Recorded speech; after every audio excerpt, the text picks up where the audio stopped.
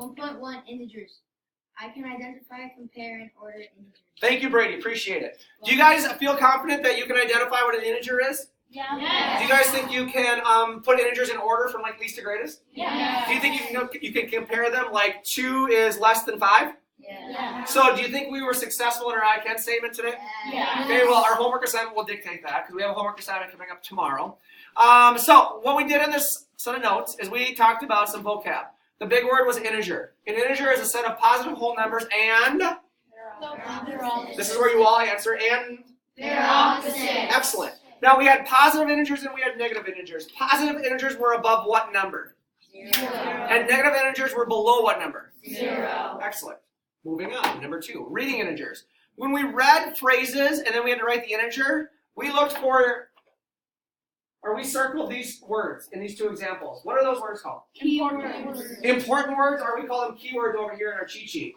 So loss, when you hear the word loss, does that usually mean a negative or a positive? Negative. It means you like went backwards, right? Yeah. So then we wrote a loss of 40 is negative 40, right? And then we say 15 feet above sea level. Does that mean a positive number or a negative number? Positive. So we wrote 15, right? Yeah. Did we write a positive sign in front of 15? No. It's just 15, right? Yeah. All right, inequalities. There are 4 different inequalities that we talked about. First of all, inequalities compare 2 or more things. So remember we had students standing in the front of the room and we compared like heights of students. Yeah. So I think it was Chance was greater than Darren because Chance is taller than Darren, right? Yeah. Okay? So we use these symbols. What does this one mean? Less than. What? Less than. Because it looks like what letter? L. Less than starts with an L. Okay, good. What's this one? Greater than. What's this one? Less than or equal to. So half of an equal sign means less than or equal to. What's this one? Greater than or equal to. Greater than or equal to, okay? So next page of notes, there they all are. We just talked about them, and then we practice. Why does this one right here, why it says 6 is greater than 7 minus 3, why did I draw these teeth? Because they're Raise your hand, raise your hand, that's going to help us. Matthew.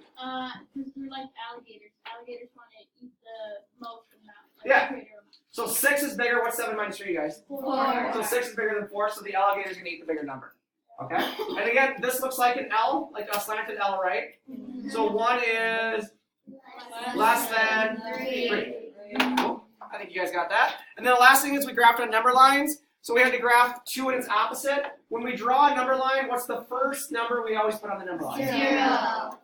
Okay, and then we went 1, 2, and put a dot. We went -1, -2, and put a dot, okay?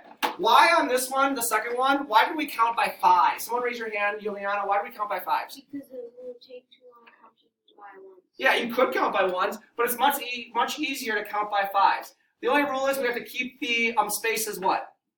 Equal. So we're keeping them equal by 5s, both going to the positives and the negatives, right? Yeah. Any questions for me? No.